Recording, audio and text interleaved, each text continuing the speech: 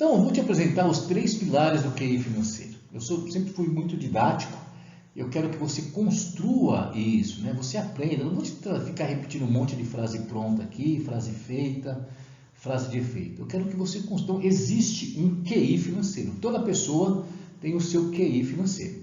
A grande e boa notícia é que qualquer um, como eu já disse, pode melhorar o seu QI financeiro, pode desenvolver o seu QI financeiro. Mas para isso eu quero que você entenda a estrutura do QI financeiro. O primeiro pilar do QI financeiro é a sua inteligência financeira. Então, aqui ele tem uma composição. E qual que é essa composição? É a gestão do seu conhecimento, aquilo que você conhece, aquilo que você aprendeu com a sua família, aquilo que você aprendeu na escola, aquilo que você lê, aquilo que você ouve nos meios sociais, que pode ser traduzido como conhecimento, e mais a gestão das suas emoções, porque cada um é um ser humano único, cada um tem um nível de emoção, tem pessoas que são mais racionais, tem pessoas que são mais emotivas, tem pessoas que são mais equilibradas, mas tudo isso pode ser melhorado, né? Porque tanto um extremo com o outro é muito ruim. Vou te dar um exemplo aqui agora, vai. Eu já vi muitos casamentos, pessoas que eu fiz consultoria para uma pessoa, e a pessoa falou assim: Júlio, eu me separei, eu me divorciei porque o meu cônjuge era muito muquirana, ele ou ela, né? Muito mão de vaca, só pensava em guardar dinheiro. Ou seja, era uma pessoa muito racional, né? E ela acaba olhando só para o lado financeiro, o lado concreto, e ela não trabalhou a questão emocional, porque é possível você guardar dinheiro com equilíbrio, mas você trabalhar as suas emoções é do outro, você tem que viver, né? O dinheiro tem que te dar prazer.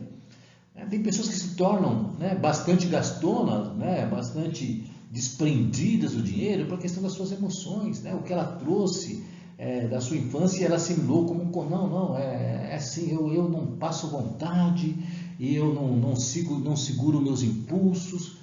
Tudo isso, quando essas questões são apresentadas com um objetivo claro, qual que é o objetivo de você ter a sua autonomia financeira? É você ser feliz, ter bem-estar. Você vai ver durante aqui nosso treinamento aonde eu quero chegar nessa questão. E aí você começa a entender, peraí, eu consigo equilibrar. Então eu fico muito triste quando ouço alguém falar que o seu casamento acabou porque um dos cônjuges era muito muquirana. Ou o outro extremo, o meu casamento acabou porque o meu cônjuge só sabia gastar dinheiro e eu tentei, e isso ficou insustentável. Então, como é que é? Vamos dissecar um pouco melhor essa inteligência financeira. Ela começa com o que você pensa sobre dinheiro. Então você tem a sua opinião peculiar sobre dinheiro. E como eu disse, tem tudo a ver com a nossa história. Você começa desde criança a ter uma opinião sobre dinheiro. O dinheiro é importante para você? O quão importante é o dinheiro? Qual que é o papel do dinheiro na sua vida? Vale a pena fazer tudo por ele? Ou vale a pena desprezar o dinheiro completamente? Eu sempre falo também que o dinheiro ele não pode ser nem de um lado idolatrado, nem de outro lado desprezado. Ele tem que ser respeitado. Então aí, o que você pensa? E eu reformulei algumas questões sobre esse assunto lá aos 41 anos, e isso mudou, assim, mudou imediatamente a minha vida. Bom, aliado ao que eu penso sobre o dinheiro, eu tenho os meus conceitos, conceitos pontuais, assim como nós temos conceitos gerais, aí as leis da física, por exemplo, são os seus conceitos. Em educação financeira, na gestão financeira do meu dinheiro, existem conceitos. E esse conceito que eu tenho, ele vai impactar no meu resultado financeiro. Mais um exemplo para você. Eu sempre sempre ouvi na minha família, na minha juventude, na minha infância, na minha adolescência, uma frase dos meus avós e dos meus pais que era assim, abre aspas, quem não tem dívidas não tem nada, fecha aspas. Eu ouvia muito essa frase, e isso me marcou muito, eu achei, isso se tornou uma verdade para mim, se tornou um conceito. Eu comecei a trabalhar com 14 anos no Banco Itaú, um grande privilégio, e o meu primeiro salário, eu já comprei 2 tênis, naquela época eu não tinha celular, meu sonho era ter um tênis, e comprei 2 tênis e já dei um cheque pré-datado, e eu iniciei uma trajetória de endividamento com 14 anos, isso foi até os 41 anos de vida. Bom, e esse conceito, né, ficou cristalizado na minha mente.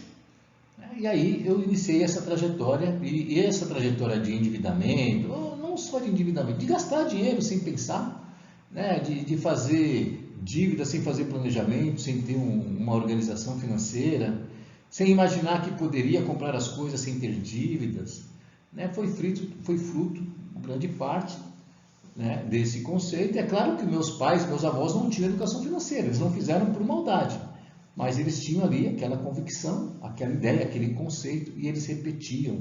Durante muito tempo esse conceito foi repetido, né? Vou te dar outro conceito ainda em relação à dívida, né?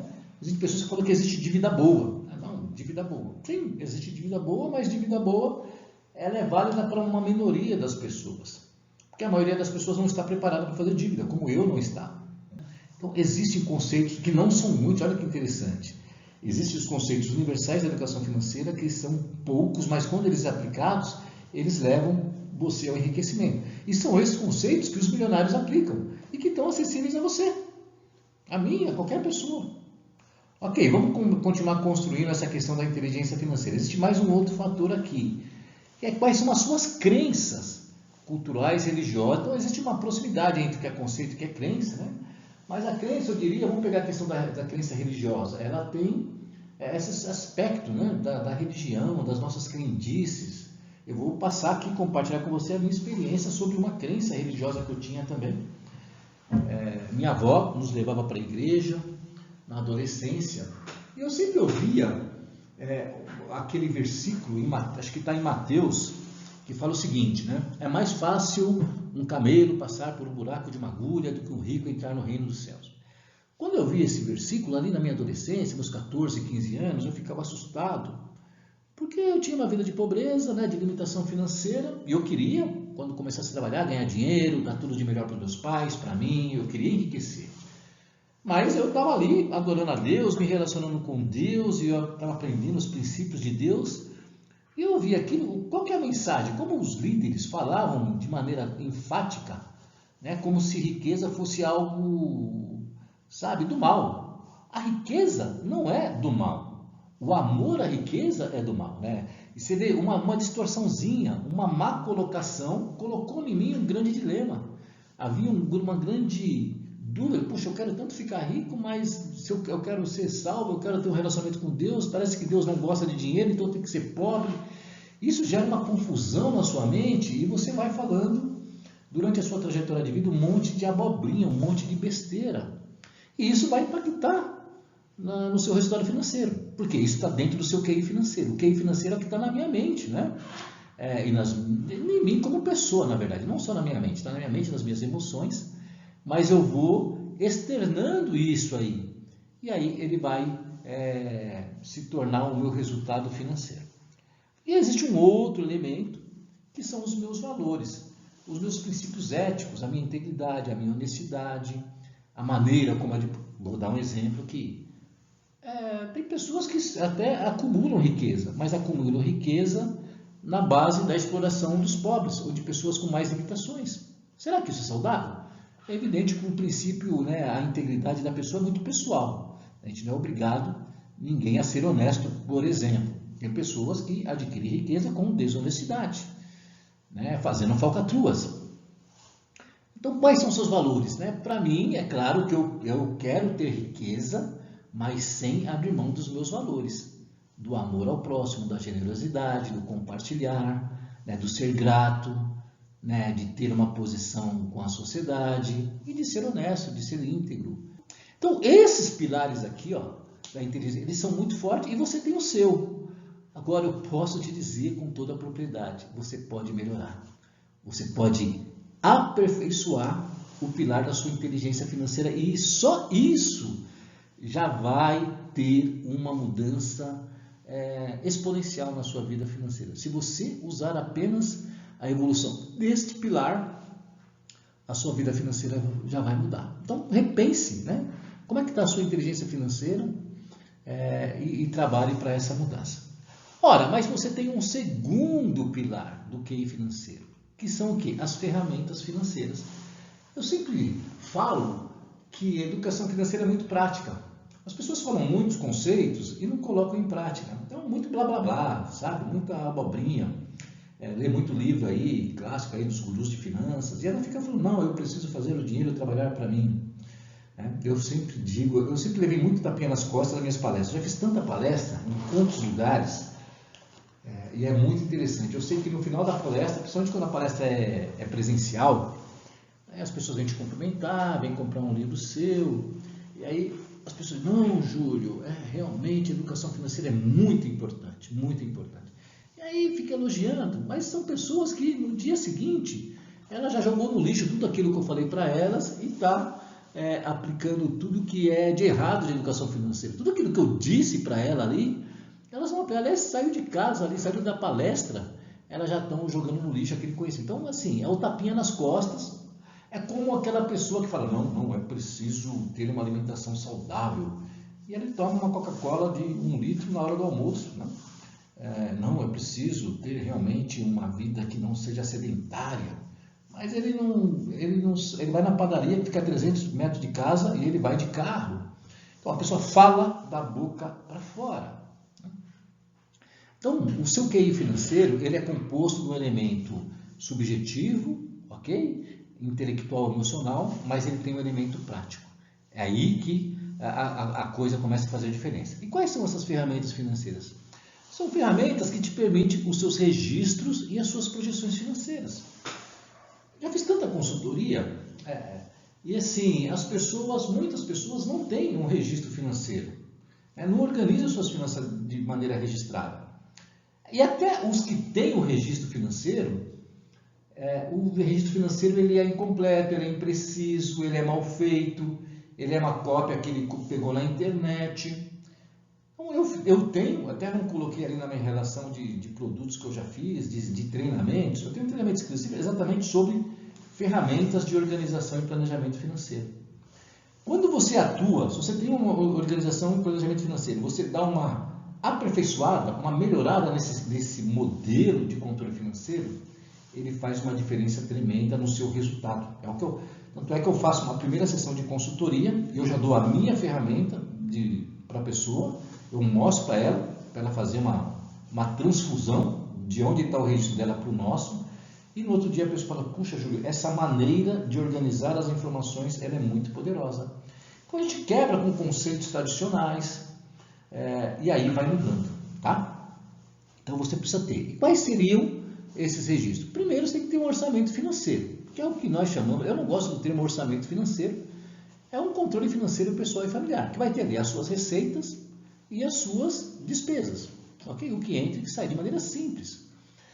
Mas como eu te disse, faz muita diferença você ter um orçamento financeiro estruturado, funcional, essa é a palavra, tem que ser funcional para a sua realidade. Então, eu tenho pessoas que são profissionais liberais, eu tenho pessoas que são CLT, eu tenho pessoas que são funcionário público. Só isso já me exige alguns ajustes no meu controle financeiro. E tem outros aspectos, pessoas que são casadas, pessoas que são solteiras.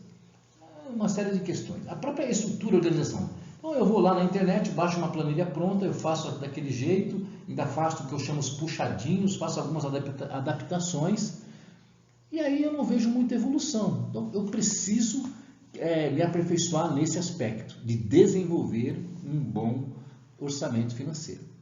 Ora, mas junto a isso, eu tenho que ter um controle de dívidas, que é uma outra ferramenta, ou uma outra planilha, um outro sistema. São coisas separadas. Como diz o ditado, uma coisa é uma coisa, outra coisa é outra coisa. E um dos maiores erros que as pessoas fazem é na sua mesma planilha, ou seja, em uma única ferramenta, ela colocar as suas despesas do dia a dia, mais as suas dívidas. Ah, Júlio, mas tem dívida que é despesa do dia a dia. São coisas que não tem como aprofundar aqui. Quando você compra, por exemplo, vai no supermercado e paga o cartão de crédito, ainda não é uma dívida, é uma despesa. Aí vai ter uma questão de como você registra essa despesa no seu orçamento. Agora, você pode ter também um crediário uma compra parcelada no cartão de crédito. Isso é uma dívida. Uma compra parcelada no cartão de crédito é uma dívida. Ou um crediário, isso tem que ser contabilizado, vamos dizer assim, de outra forma. E as pessoas pecam. Então, quando a gente orienta os nossos clientes, a gente tem essas duas ferramentas funcionais, que elas vão estar integradas sim, mas aqui eu diria que quando você aprende a fazer a sua ferramenta financeira funcional, ela se torna um painel financeiro, aqui a sua vida já melhora em 60% a 70%. Isso é muito poderoso. Então nós temos um treinamento para isso. Ora, mas você tem um outro elemento, qual que é? É o seu controle de investimentos. Se nós estamos falando em melhorar a sua vida financeira, isso vai requerer em um momento você investir, você guardar dinheiro. E aí você tem que ter um controle. Não, meu dinheiro está na previdência privada e está tudo bem, daqui a 30 anos eu vou tirar X. Mas não é só saber quanto você vai tirar. Você tem que integrar as duas questões aqui, a questão da inteligência financeira, a questão dos conceitos aqui. Ó. Então quando a pessoa, eu tenho investimento, tem muito investidor que vai morrer na praia. Quando chegar lá, os seus 50, 60, vai morrer na praia, vai se decepcionar, porque fez de maneira inadequada a sua construção da liberdade financeira. Então você tem que ter um controle de investimento, que é uma outra controle, vamos dizer, uma outra planilha, ou que seja do seu caderno. Não, a questão se era uma planilha, se era um aplicativo, se era um... Essa não é a questão. O que eu quero dizer é que, estruturalmente, as suas ferramentas financeiras têm que ter esses 3 itens. O seu orçamento, o seu controle de dívidas e o seu controle de investimentos. Você percebe? Isso aqui já vai mudar totalmente a sua vida financeira. E você não ouve isso falar aí, os gurus de educação financeira. Eu desenvolvi isso em mais de anos, trabalhando individualmente com pessoas de todos os níveis, desde pessoas que ganham 1.000, 2.000, 3.000 reais por mês, até pessoas que ganham 50, 70, 80 mil reais por mês. Pessoas com 3 ou 4 pós-graduações e pessoas com o ensino fundamental. Pessoas que moram em grandes metrópoles e pessoas que moram em cidades pequenas. Então, o que eu compartilho com você é algo muito sério. E que tem o poder de impactar primeiro a sua vida, a vida da sua família e toda a sociedade. E é o que eu acredito. Eu acredito que a educação financeira ela tem o poder de impactar toda a sociedade. Ora, tudo bem, avançamos bastante, mas você tem um terceiro elemento. Esse vai fazer muita diferença, que é a sua análise e tomada de decisão. Não adianta você ter bons conceitos de educação financeira, você tem boas crenças de educação financeira, você tem um orçamento financeiro legal, bem estruturado, você tem um controle de vida, mas isso você não analisa frequentemente, pelo menos mensalmente, e busca a melhoria. Aí que está o segredo. Não é? Nós temos que ter o objetivo de crescer constantemente. Então, quando eu tenho essa análise e tomada de decisão, eu sou capaz de fazer isso, eu potencializo. E o que eu vejo? Tem pessoa até que busca fazer análise, mas como ela não construiu o alicerce, ela não consegue fazer uma análise precisa. Eu vejo muitos erros de análise das pessoas, muitos erros. Eu estava num curso esses dias para pessoas endividadas, e eu dei um exercício para elas fazerem ali, a partir de uma parte prática, e eu via que as respostas eram totalmente desconexas. Elas não conseguiam fazer análise real, não conseguiam ir a fundo. Então, eu procuro orientar os meus clientes de mentoria, de consultoria, não é orientar, eu ensino eles a fazer a análise e tomar a decisão. A tomada de decisão também é algo, não é tão simples assim a tomada de decisão. Eu tenho que estar, por exemplo, eu tenho que neutralizar as minhas emoções. Eu tenho que considerar a minha razão também. Então, a análise de tomada de decisão, ela não é uma coisa a ferro e fogo. Tem, de acordo, às vezes, com uma tomada de decisão, por exemplo, comprar um imóvel, uma casa própria. Para 2 pessoas, a tomada de decisão para um pode ser diferente do outro, de acordo com vários fatores. Então, a análise e tomada de decisão, ela requer o entendimento da minha realidade pessoal e familiar.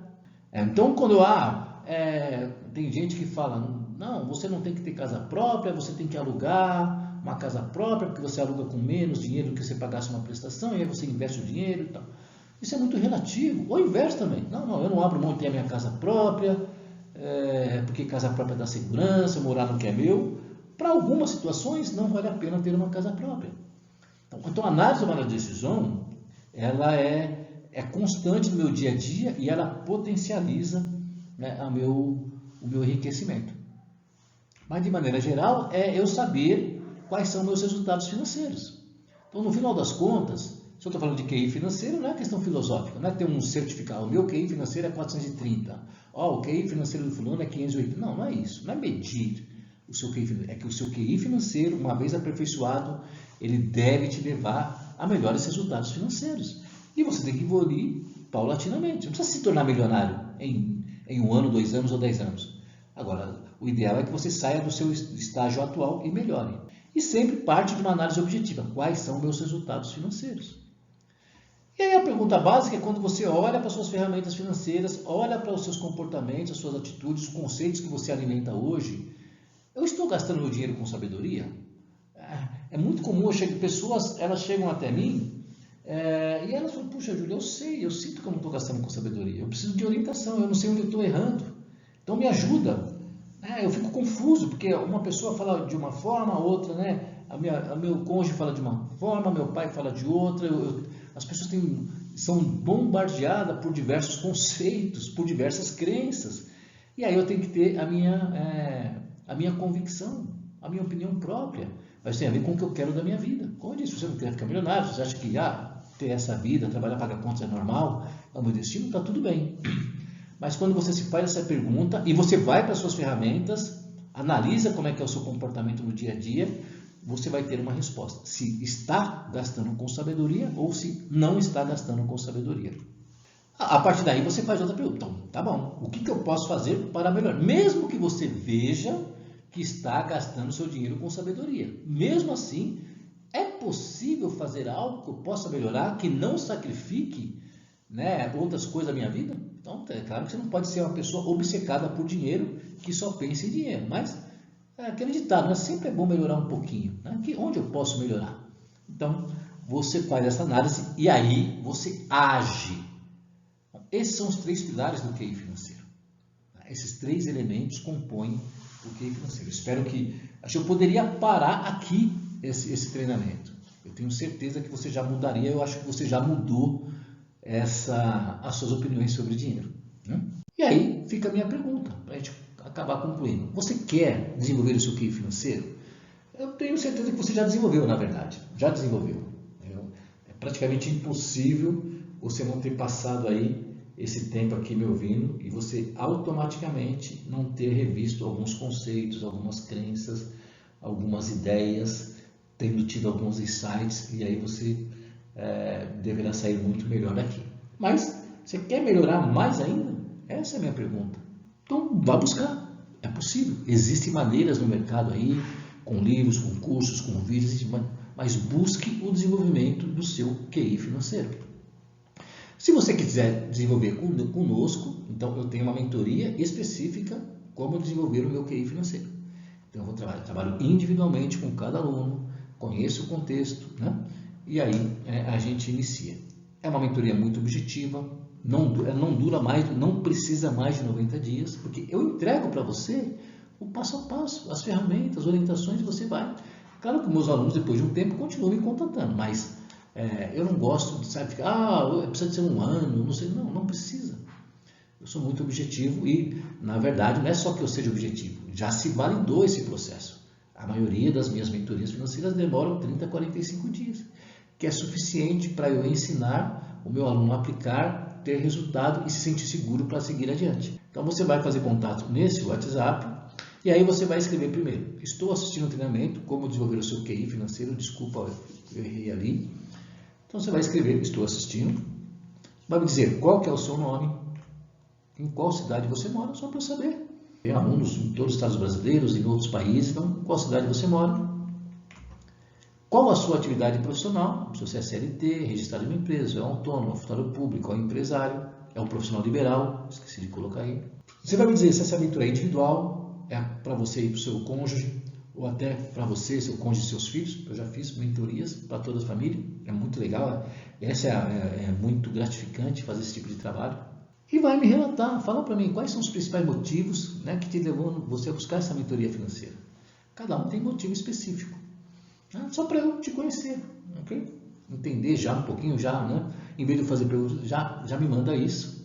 Se você responder isso é porque você está realmente interessado também. E na sequência eu vou marcar, ou eu, ou outro profissional da nossa equipe, provavelmente vai ser eu, ok? Eu gosto muito porque a mentoria, eu não faço muitas mentorias, eu tenho uma série de outros projetos de educação financeira e projetos de gestão empresarial, de consultoria para empresas e assim por diante.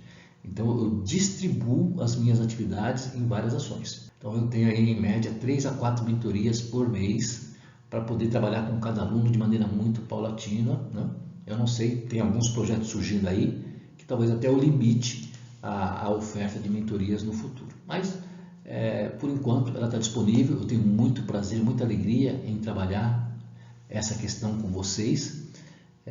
Portanto, responda isso, na sequência a gente vai entrar em contato com você, tá bom? Então, você responde também se você está disposto a rever e mudar suas convicções. Acho que já mudou alguma coisa, por quê? Tem pessoas que eles querem o consultor, mas querem que o consultor, o mentor, ele valide as suas ideias erradas. Então ele quer, não, Júlio, eu pensei nisso, pensei naquilo, ele quer que eu fale, não, vai lá e faça. Não, esse não é o meu papel, né? O meu papel, ele é exatamente te dar a condição de mudar, né? Então, mas se você não estiver aberto à mudança, não vai resolver em nada.